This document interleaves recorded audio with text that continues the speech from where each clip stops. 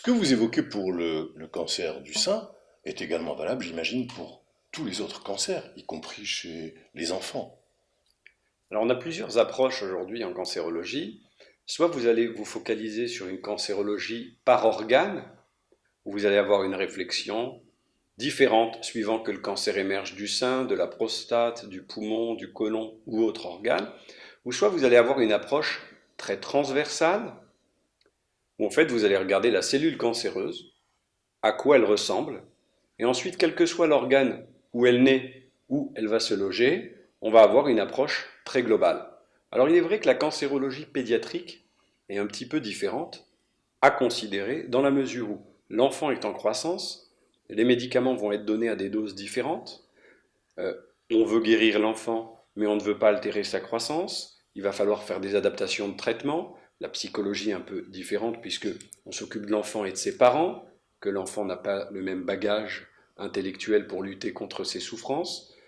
Donc la pédiatrie, c'est un petit peu à part, mais c'est une cancérologie très complexe, qui doit être également très intelligente. Et là, on trouve vraiment le terrain de jeu magnifique de la personnalisation de la cancérologie. C'est là où elle doit être exacerbée, la souffrance de l'enfant étant plus difficile à tolérer en règle générale que la souffrance des adultes.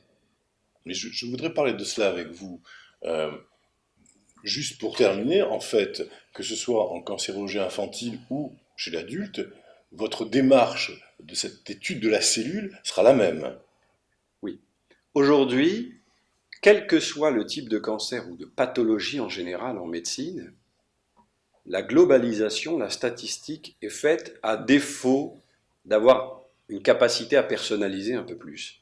À partir du moment où vous avez les outils pour aller biologiquement étudier les phénomènes pathologiques et pouvoir vous adapter sur le plan thérapeutique, il n'y a plus aucun intérêt à globaliser. Chaque patient est unique. Chaque maladie est unique. L'idée est d'arriver à trouver le bon traitement pour le bon patient. Et on va même plus loin. Les grandes firmes pharmaceutiques qui produisent des médicaments qui se donnent à tous vont revoir leur modèle. Puisqu'aujourd'hui, et vous voyez bien avec les imprimantes en 3D, ou avec toute cette ingénierie pharmacologique où on arrive à faire véhiculer des médicaments dans des nanoparticules qui sont des vecteurs qui vont les conduire à l'intérieur des cellules. C'est assez extraordinaire, C'est cette extraordinaire. révolution. Cette technologie de nanovectorisation des médicaments va nous permettre de concevoir des médicaments à la carte, ciblés sur la pathologie de façon très personnalisée, et de faire un médicament pour un patient. Et c'est ce que l'on espère, c'est l'objectif à court et à moyen terme.